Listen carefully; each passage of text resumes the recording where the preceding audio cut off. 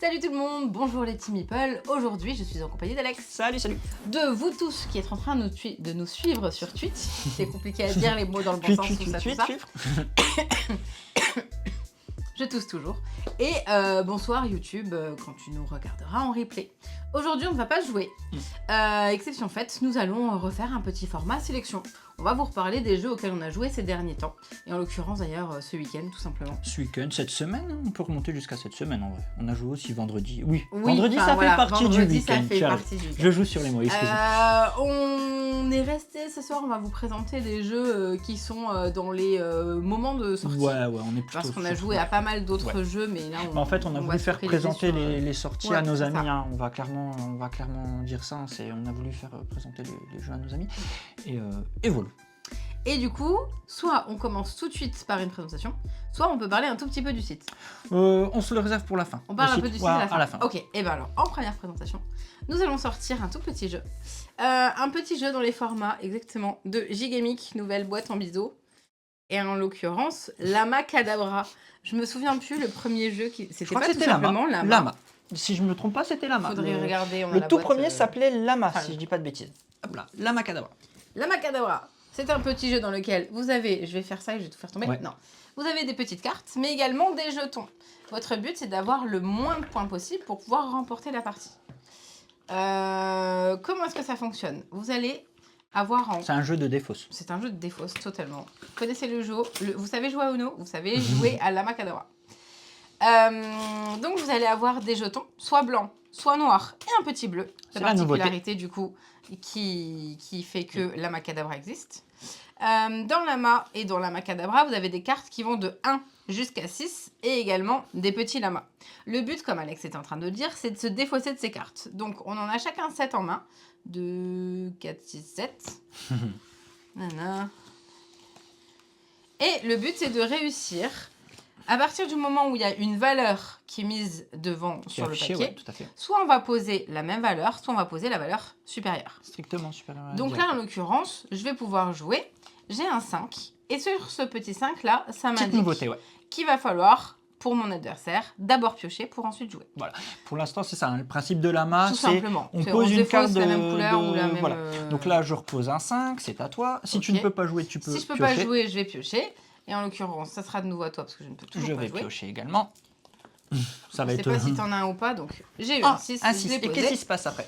Et au-dessus d'un 6, on va pouvoir jouer nos petites cartes Lama. Parce que les Lamas, quand ils restent dans notre main, c'est 10 points. C'est ça. Donc autant il va vous rester des cartes de différentes valeurs. S'il me reste par exemple 3 cartes 5 dans ma main. Vas-y, montre ta main et puis fais ta main. Montre ta main et on va faire le calcul par rapport à ta main. Oui, mais c'est pour expliquer. Vas-y. Donc... Si on était à la fin de la partie et que c'était la fin de la partie. De Lama, donc ça compte comme un seul. J'ai 10 points. J'ai 2, 3, donc ça compte comme un seul. 3. 13 points. Ça fait 13. 14. Non. 17. 17. 18, 19. 19. Tu aurais déjà 19. Le donc premier à 40 déclenche la fin de la partie. Exactement. Et perdu. Je vais récupérer 19 jetons. En l'occurrence, les jetons blancs sont les jetons de valeur 1, les jetons noirs sont les jetons de valeur 10. Pourquoi je vous dis ça? Parce qu'en fait, vous allez pouvoir également vous débarrasser des jetons. Donc, si vous avez réussi à finalement avoir 10 points, bah, tant mieux parce que vous n'avez plus qu'un jeton parce que vous aurez fait la monnaie et vous allez pouvoir vous en débarrasser. Comment on s'en débarrasse? Comment on s'en débarrasse? Soit parce que c'est indiqué sur l'une des cartes, la 1, soit également lorsque et ça puis arrive surtout à quel quand moment on finit la main. Surtout quand on finit sa main. Oui, et ça, c'est autre chose. Et ça, je sais plus. Ça, je vais expliquer. Si tu veux. Ouais, je veux bien, je suis perdue. Donc, en effet, avec les jetons, vous allez pouvoir, maintenant, les petites subtilités par rapport à Lama, pour ceux qui connaissent Lama, les petits nouveaux twists de ce Lama Cadabra. Alors, c'est cette piste, j'ai plus les noms, hein, excusez-moi. Le Lamagic Show. Alors, en fait, comment ça se passe? À chaque fois que vous allez jouer un Lama, vous allez prendre un jeton, toujours la plus faible valeur. C'est-à-dire que si vous avez du blanc et du noir devant vous, vous êtes obligé d'abord de mettre les jetons blancs. Vous allez, à chaque fois que vous jouez un Lama, vous mettez un jeton. Et ainsi de suite, on va continuer la partie. On joue blablabla, tout ça. Et puis on joue. Et puis à un moment donné, le Lama Show est complet. À ce moment-là, il va falloir poser des lamas. Poser que des lamas. Vous n'avez plus d'autre choix que de poser des lamas. Si une personne ne veut pas ou ne peut pas poser de l'amas, elle va récupérer tous les jetons. Mais des fois, ça peut vous arranger. Pourquoi que je dis ça? Pourquoi que je dis ça? Imaginons, dans un cas, pour vous montrer un petit peu le petit twist du jeu, le petit twist, j'en ai déjà 5 devant moi. Hop, hop, j'ai déjà 5 jetons devant moi.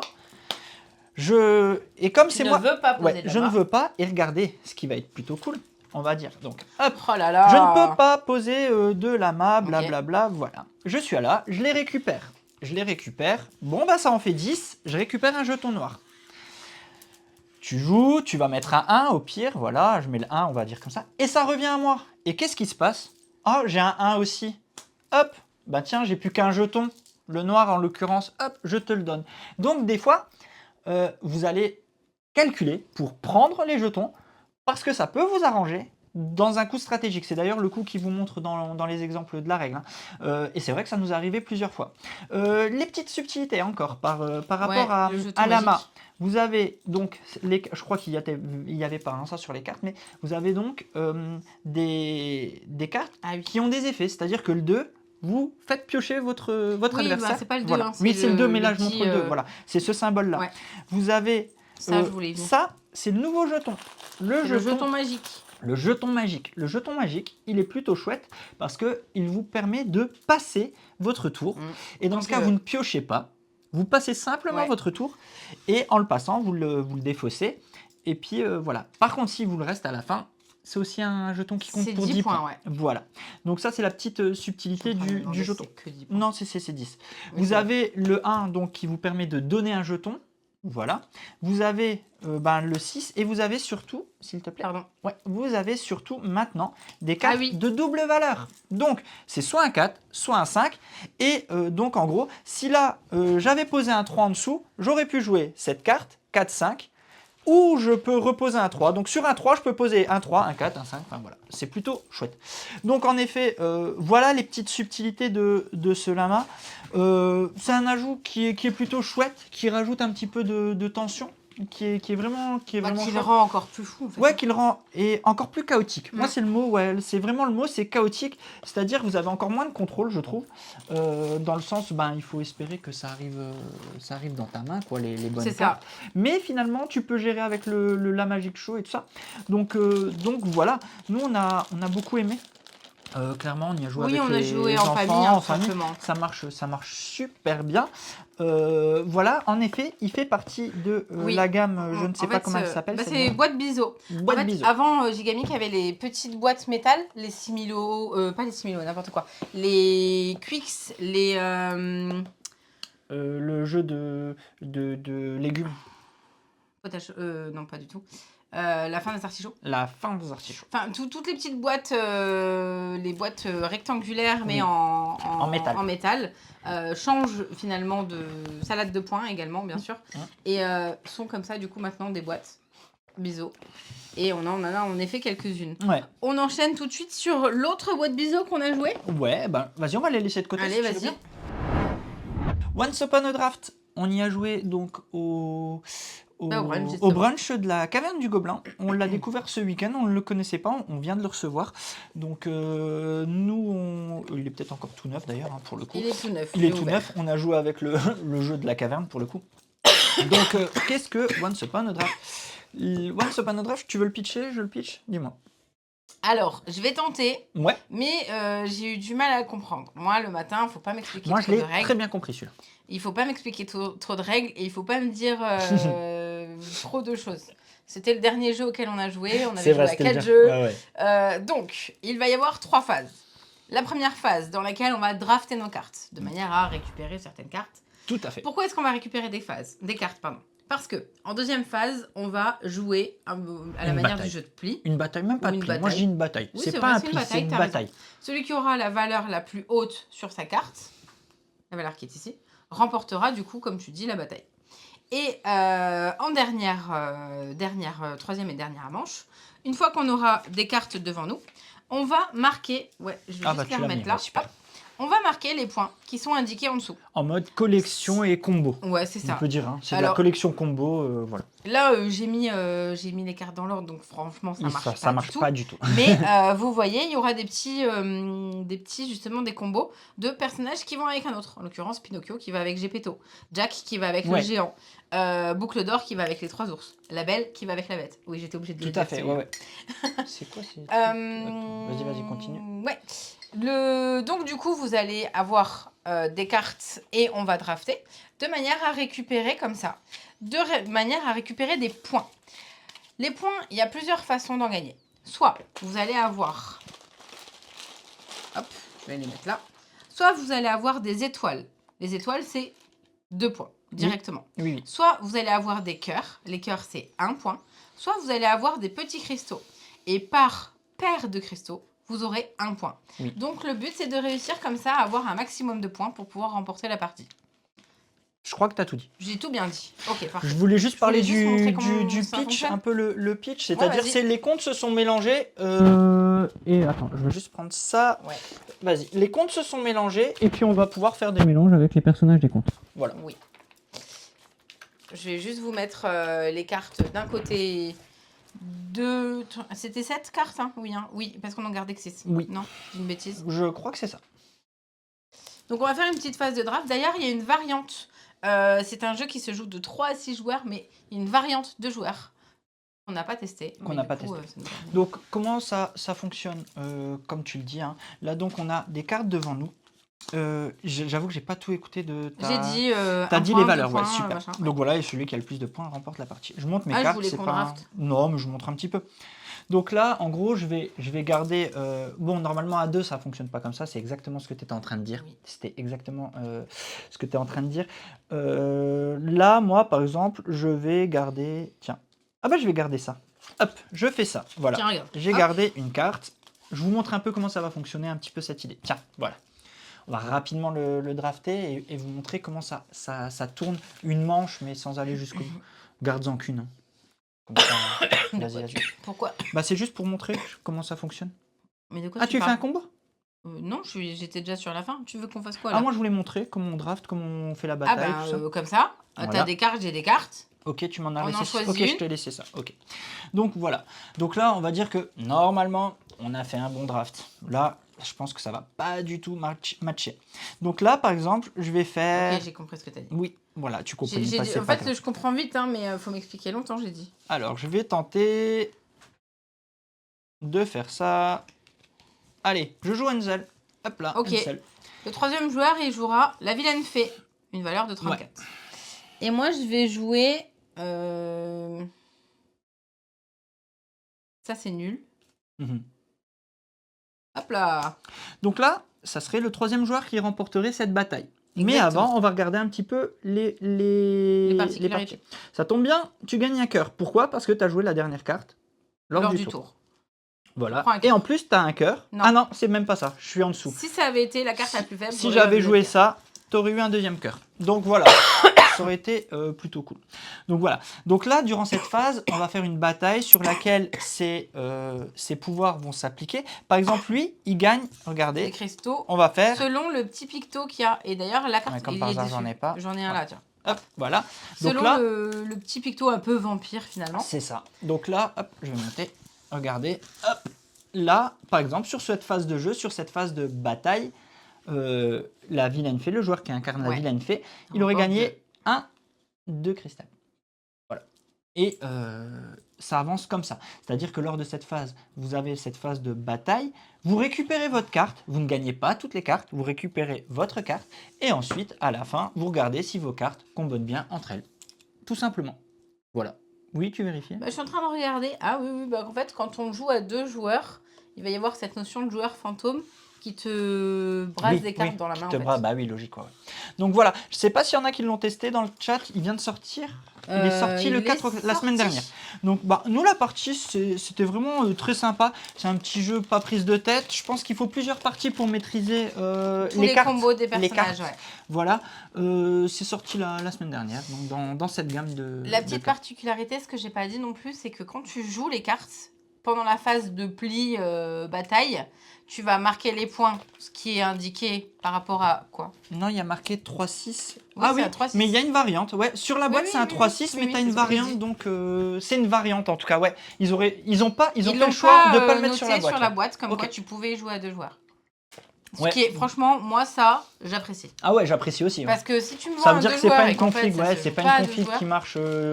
Voilà, c'est une adaptation pour que ça puisse matcher à 2, mais c'est pas ce qui est tu le vois, plus fou. c'est pas noté, mais il y aurait pu avoir un petit Astérix variante de joueurs Oui, inclus, un oui, truc tout comme à ça. fait. Ouais, Mais bien je sûr. préfère, oh merde, pardon, je préfère qu'on me vende un 3-6 et que je puisse y jouer à 2 si j'ai envie, Je plutôt comprends. qu'on me marque 2-6 et qu'à 2 ça soit Ouais, un je autre jeu parce qu'il faut que tu joues Je suis bien d'accord. différemment. Ouais, je suis bien d'accord. Donc voilà pour Once Upon a Draft, tout simplement. Dernière nouveauté de ces petites boîtes biseautées, comme Voilà. ceci. Rédac Chef, c'est un jeu de pose de tuiles dans lequel, en un minimum de temps, il va falloir qu'on pose ces fameuses tuiles dans un certain ordre, de façon à organiser notre première de notre une de journal. Ouais.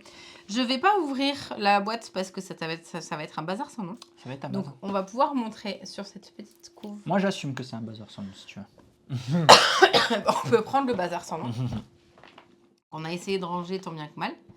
Alors, en effet, comme dit Yokami, Ah il ouais, dit, bah, j'ai bien aimé totalement. Rédac Chef, mais Pierre moins, il déteste être pressé par le temps ou encore pâtisser la variante. Alors, Rédac Chef, c'est vrai que vous allez être pressé par le temps. Parce qu'en effet, vous allez devoir mettre un chrono pour réaliser votre une. Donc, vous allez jouer en 3 manches, vendredi, samedi, dimanche. Hop, on peut faire popper le bandeau. Vendredi, samedi, dimanche, et dans lequel, donc, comme tu le disais, vous allez devoir réaliser votre une en l'espace de 5 minutes. Vous allez avoir, pardon, hop, ça va. Hop, vous allez avoir donc plein de tuiles et plein de bordel, donc des articles, des pubs, des photos, comme c'est le cas ici. Donc là, je vais essayer de montrer un petit peu mon zoom.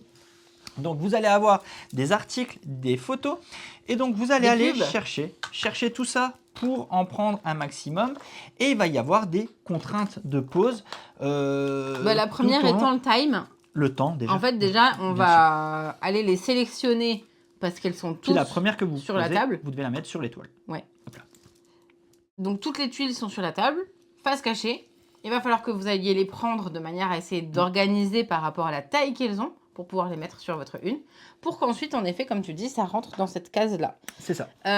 Sachant que, là, ce que tu as commencé à faire, c'est que selon les articles, les photos, les pubs que tu auras mis, Regarde ça. tu vas avoir des points plus ou non, moins ça, j'ai pas le droit. positifs. Non, t'as pas le droit. Pourquoi? Parce que c'est bleu. Chercher une photo. Mais t'en as une là? Une photo bleue Voilà. qui allait avec ce type Ah non, elle est d'article. pas bleue. Non, C'est pas grave en vrai. Non, je cherche une photo. Vas-y, continue. Voilà. Ah là, c'est bon. Non, c'est pas bon. Une photo pas contente. Vas-y, continue. Je vois pas ce que tu veux que je dise en fait. Voilà. Donc en fait, il y a des contraintes de pause. Vous ne pouvez pas avoir des articles du même type adjacents. Vous ne pouvez pas mettre des... Enfin, le but, c'est de mettre des photos qui correspondent au type d'article. Par exemple, là, j'avais mis un article où on n'est pas content. Pas content. Voilà, vous voyez, il y a un article, il n'y a pas content. Et bien, à côté de ça, je vais pouvoir mettre une belle photo qui dit... je gagne un point par article pas content qui sont adjacents. Donc ça tombe bien, j'ai un article pas content là, j'avais un article là, je cherche d'autres, non là c'est un content, là une photo pas contente qui va bien, hop, là ça tombe bien parce qu'elle est à côté d'un article pas content. Mais attention, donc vous allez avoir ces dans contraintes ton journal, le pas content, c'est pas bien. Il aime bien être il faut avoir un équilibre. Neutralisé par des gens contents. Si vous ne donnez que des mauvaises nouvelles aux gens, les gens ils seront pas contents et ils vont pas acheter votre journal. Donc il y a tout ce stress de la pause associé à cette construction de tableau pour essayer de réaliser cette pose de tuiles pour construire une qui soit la plus harmonieuse possible, ouais c'est le mot, tout en essayant de faire attention aux différentes contraintes et en même temps en gagnant de l'argent avec des pubs parce que l'argent est le nerf de la guerre, parce qu'en effet si à la fin des 3 manches un joueur est celui qui a le moins d'argent, le moins de pubs, le moins de revenus, il fait faillite et pas de sous, et vous êtes éliminé de la partie même avant même de compter les points de fin de partie. Vous êtes éliminé, on ne comptera pas vos points parce que vous n'avez pas de sous, vous avez fait faillite. Donc c'est bien beau de ne pas en mettre, mais si vous n'en mettez pas, vous virez. Voilà. Faut mettre des pubs. Donc, c'est un jeu qui se joue donc en 3 manches, très timé. Très timé dans le sens où, 3 Même manches, minuteur, de toute façon, ça hein. fait allez, Vraiment, un peu hein. plus d'un quart d'heure de jeu, une vingtaine de minutes. Je suppose que c'est ce qui est noté sur la boîte. Vous allez faire vendredi qui se consacrera à cette zone, samedi dans cette zone, et dimanche, vous avez toute la feuille. Et selon la difficulté que vous voulez mettre dans votre jeu, vous allez mettre un timer plus ou moins long. Ça va de 3 à 5 minutes. Donc, à quel point c'est rapide, du coup.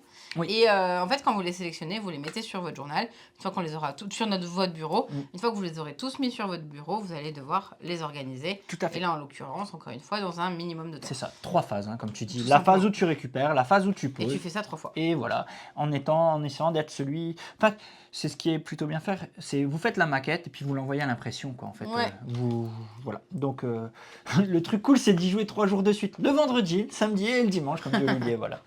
Et c'est nous qui dit, le mode puzzle est bien sympa, j'ai déjà les neurones bien chauds. Ouais, c'est dans le mode... solo, je crois que tu peux faire aussi des puzzles en mode. Quelques similarités avec Art Society pour Pas le placement du des tout. tuiles.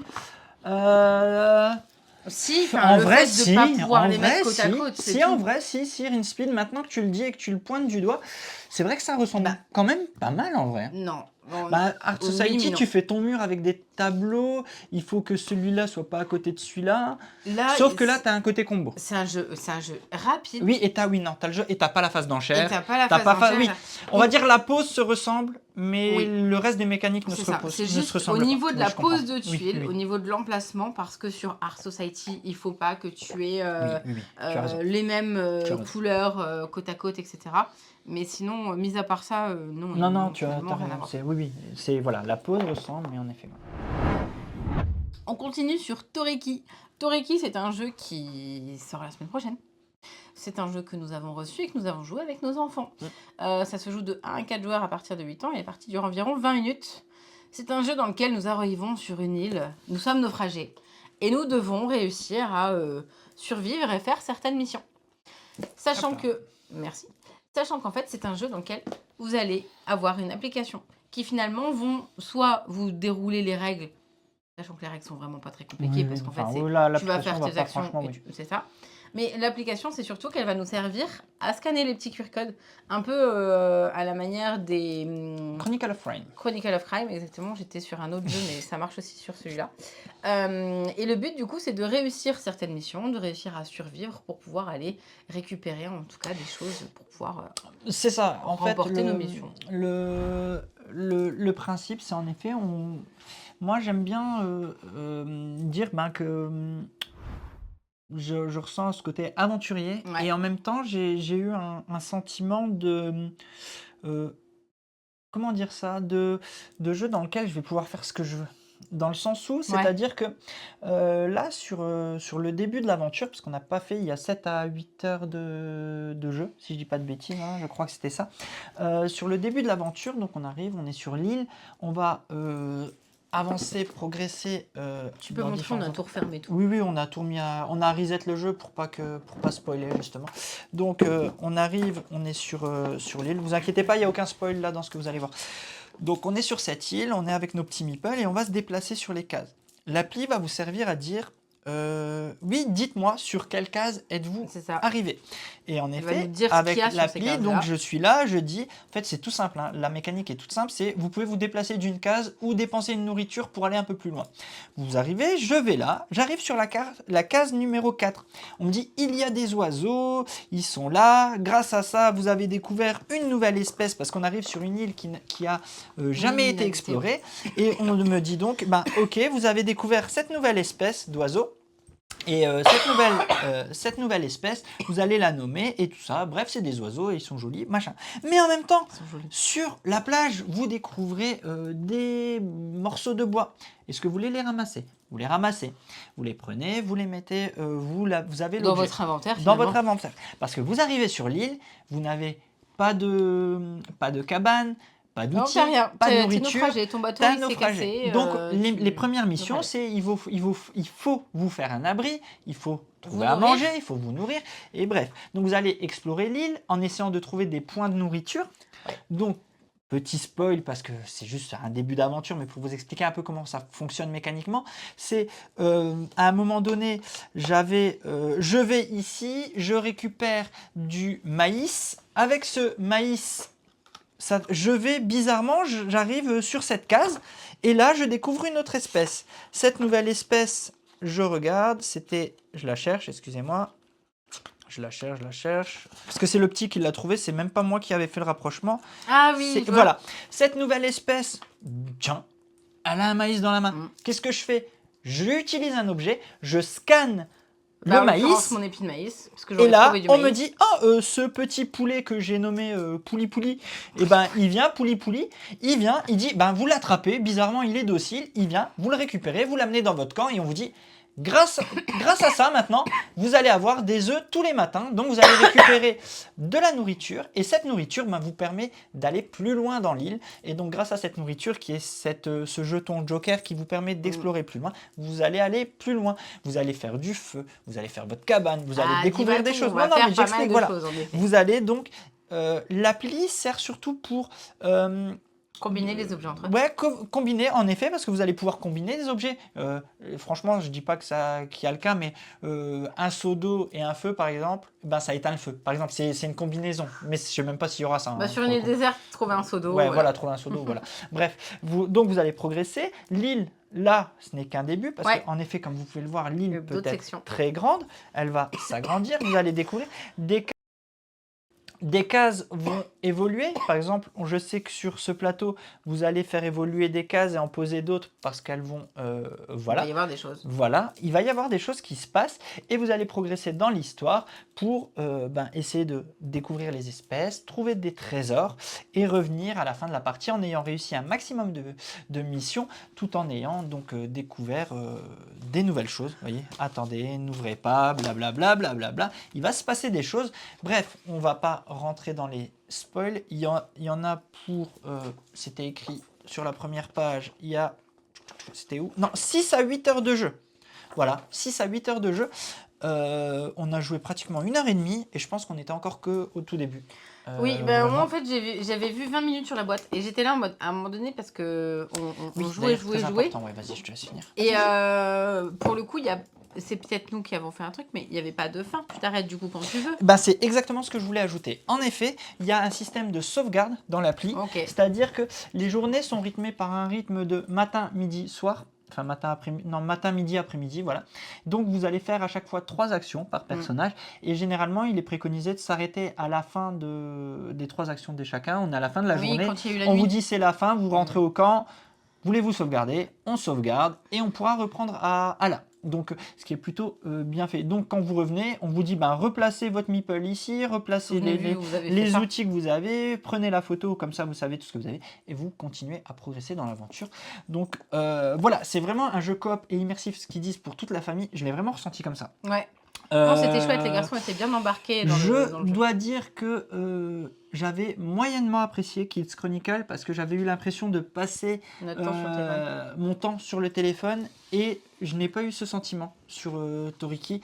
Justement, on revient à un plateau, à des choses qu'on va faire, à de la discussion autour de la table. Chose que je trouvais qu'on perdait un petit peu, moi, à titre perso, dans Kid Chronicle.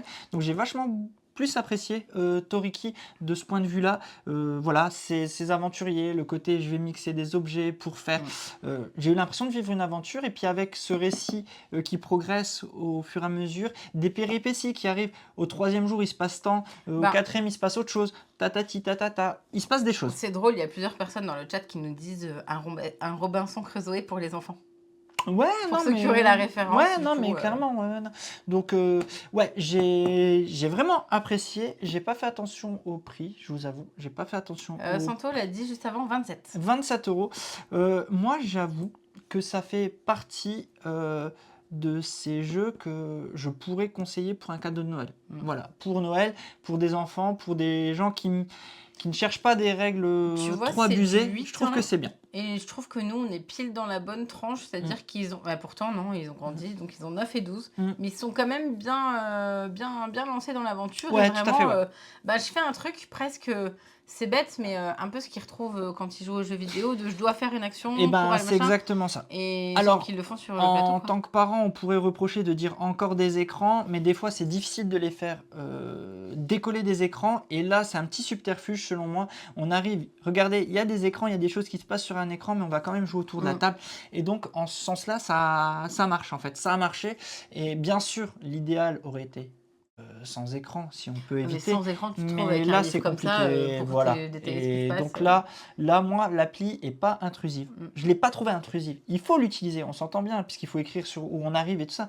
Mais l'appli, pour moi, remplace en effet, comme tu dis, un livre sur lequel vous auriez été à l'index je temps. trouve Voilà, que là, ça ça aurait aurait alourdi le alourdi. jeu. On a déjà Voilà, eu des je jeux suis où bien on d'accord. a, avec des livres narratifs comme ça. Mm. Et du coup, les garçons, à un moment Tout à donné, fait. ils sont là en mode, ils t'écoutent Tout à fait. plus parce que... Ouais, ouais. Donc voilà, pour Toriki, sort la semaine prochaine. Moi, je conseille vraiment, parce que j'ai passé un très très bon moment avec les garçons. On a joué à Daruma. Daruma, c'est un jeu dans lequel vous allez lancer des dés.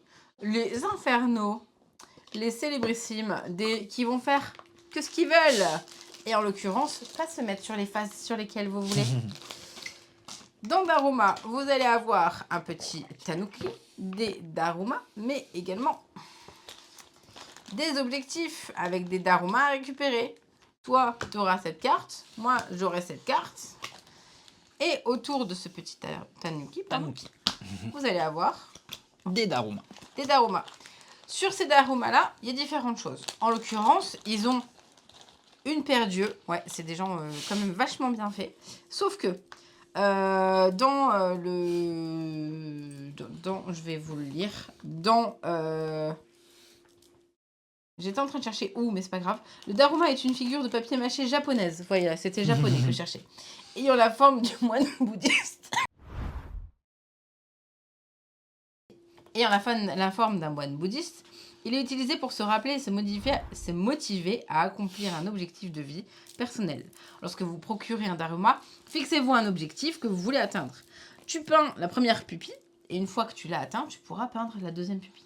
Donc le but du jeu va tourner autour du peindre la première pupille d'un Daruma, puis la seconde pour pouvoir récupérer ce Daruma-là. Ça, jeu de collection dans lequel en effet on récupère des Daruma. Chaque Daruma vaut un point, sauf vous allez vous adapter en fonction de votre objectif. C'est-à-dire que là, par exemple, on regarde mon objectif, on me dit que tous les violets vaudront 2 points, tous les noirs vaudront 2 points, par contre tous les bleus me feront perdre 3 points. Donc il y a cette notion-là de je vais faire la chasse au Daruma dont j'ai besoin, mais en même temps, mon adversaire, moi à l'inverse, c'est les bleus dont elle a besoin. me feront scorer. Voilà. Donc à un moment donné, il va y avoir une phase où on va pouvoir s'échanger les Daruma. Il ne sait pas en fait que ça va m'intéresser. Lui, il voudra juste s'en débarrasser. C'est ça. Comment se passe un tour? Un tour, c'est simple. Tu as 8 dés, 2, 4, 6, 8 dés. Tu vas les lancer.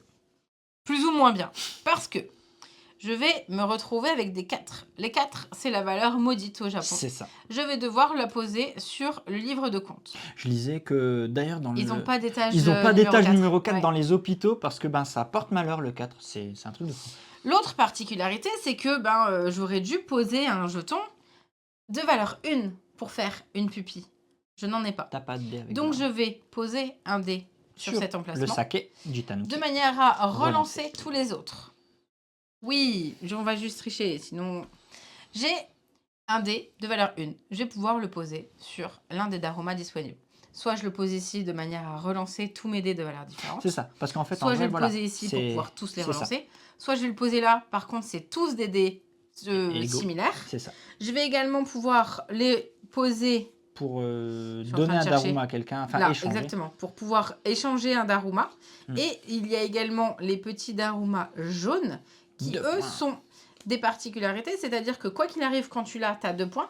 Sauf que la petite valeur, là, c'est un 4. Et donc, du coup, ça va ajouter une valeur 4. Parce que, à partir du moment où tu as 4 dés de valeur 4 sur le tanuki, C'est finito, ton tour il est fini, tu récupères rien du tout de ce que tu as Et réussi à même faire. tous les dés que tu avais posés Et sur les même tous les pupilles, dés que t'as réussi à c'est faire. perdu. Exactement. Le truc, donc, comme tu dis, c'est quand tu poses les pupilles, tu actives l'effet du Daruma sur lequel tu poses la pupille.